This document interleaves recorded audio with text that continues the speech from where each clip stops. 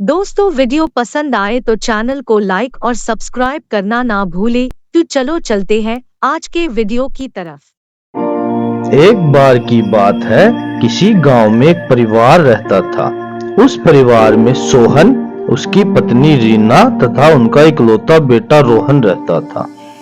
रोहन बचपन से फौज में जाना चाहता था। जब वह बड़ा हो गया तो उसने अपने फौजी बनने की इच्छा अपने माँ बाप के आगे रखी। माँ, बाबूजी, आपको तो पता ही है कि बचपन से मेरा सपना फौजी बनने का है। अब मैं बड़ा हो गया हूँ, फौज में भर्ती होना चाहता हूँ और अपने देश के लिए कुछ करना चाहता हूँ। अरे बेटा रोहन, तुम ऐसा कैसे सोच सकते हो? तुम हमारे इकलौते बेटे हो। अगर तुम फौज में भर्ती हो गए तो हम अकेले कैसे रहेंगे? हाँ बेटा, तुम अपनी माँ को अकेले छोड़कर कैसे जा सकते हो? रोहन अपने माँ बाप को काफी देर तक समझाता है। आखिर में उसके माँ बाप उसे फौज में भेजने के लिए राजी हो जाते हैं। उनका मन अंदर से बहुत दुखी होता है, पर वे रोहन को इस बात का एहसास नहीं होने देते। फिर रोहन खुशी खुशी फौज में भर्ती हो जाता है। काफी मेहनत के बाद वह एक फौजी बन जाता है और बॉर्डर पर देश की रक्षा करने चला जाता है। सोहन और रीना को अपने बेटे पर बहुत गर्व होता है कि उनका बेटा देश की सेवा कर रहा है। इस बात से वे काफी खुश होते हैं। बहुत समय निकलने के बाद रोहन छुट्टी लेकर गांव आता है।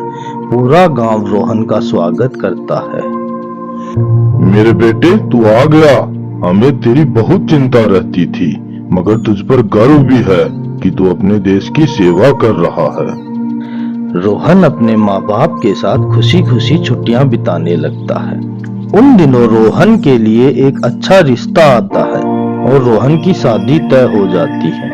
रोहन की होने वाली पत्नी का नाम मीना होता है। मीना और रोहन इस रिश्ते से बहुत खुश होते हैं।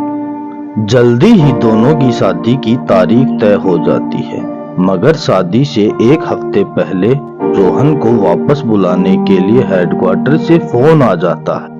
माँ, बाबूजी, मुझे आज रात को ही निकलना पड़ेगा। नहीं बेटा, तू ऐसे कैसे जा सकता है?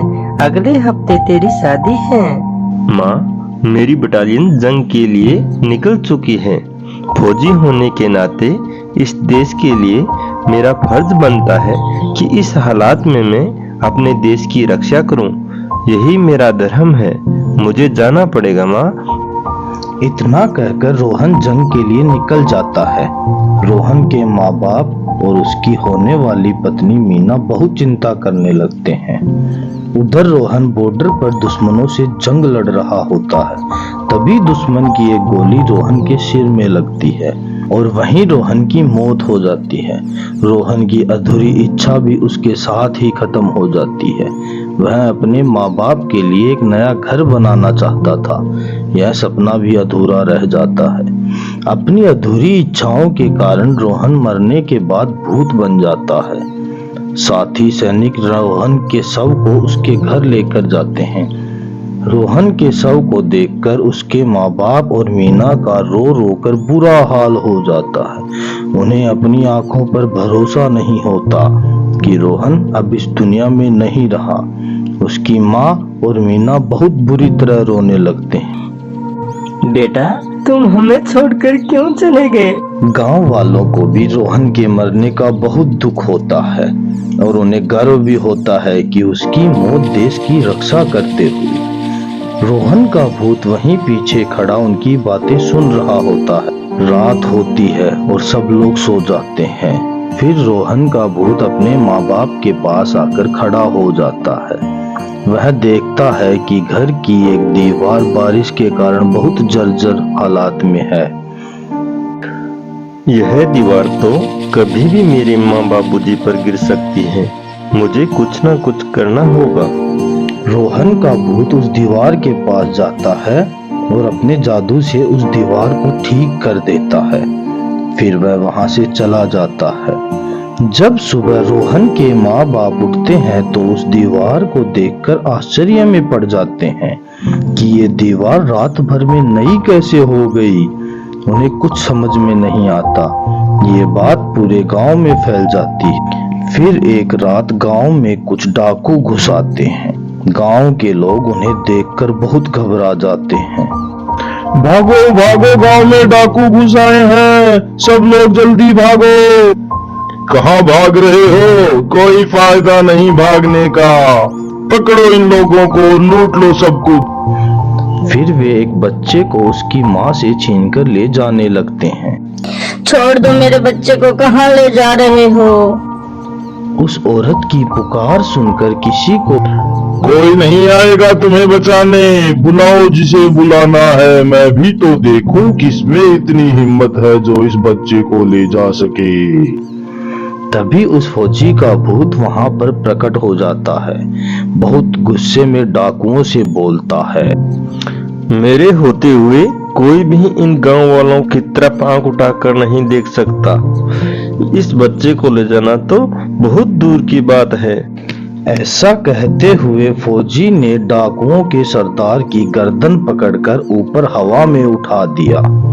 सरदार को इस हालात में देखकर बाकी के डाकू वहां से 9-2-11 हो गए। अरे अरे, मुझे छोड़ दो, मुझसे गलती हो गई। आज के बाद मैं इस गांव में कभी नहीं आऊंगा। बुला किसे बुला सकता है, तुझे मुझसे कोई नहीं बचा सकता। मुझे माफ कर दो, मुझे छोड़ दो, दोबारा ऐसी गलती कभी नहीं होगी। अभी वह औरत भी तुम्हारे आगे गिड़गिड़ा रही थी, क्या तूने उसके बच्चे को छोड़ दिया था?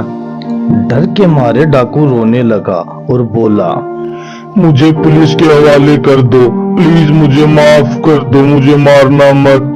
मैं तुम्हारे हाथ जोड़ता हूँ, मैं तुम्हें इस गांव में दोबारा कभी दिखाई नहीं दूंगा। आज से तुम ऐसा करने लायक रहोगे भी नहीं।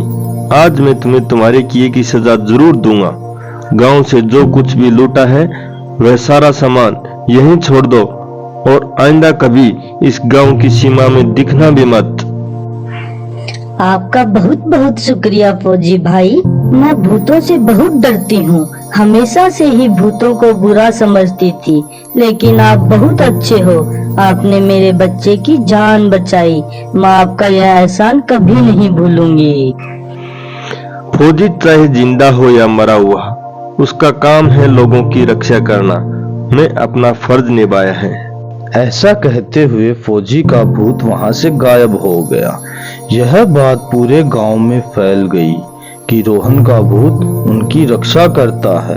गांव के लोग, महिलाएं बिना किसी डर के निर्भय होकर रहने लगे, क्योंकि उनकी रक्षा के लिए एक फौजी हमेशा तैयार खड़ा था। वीडियो पसंद आए तो उसको लाइक और सब्सक्राइब जरूर करें।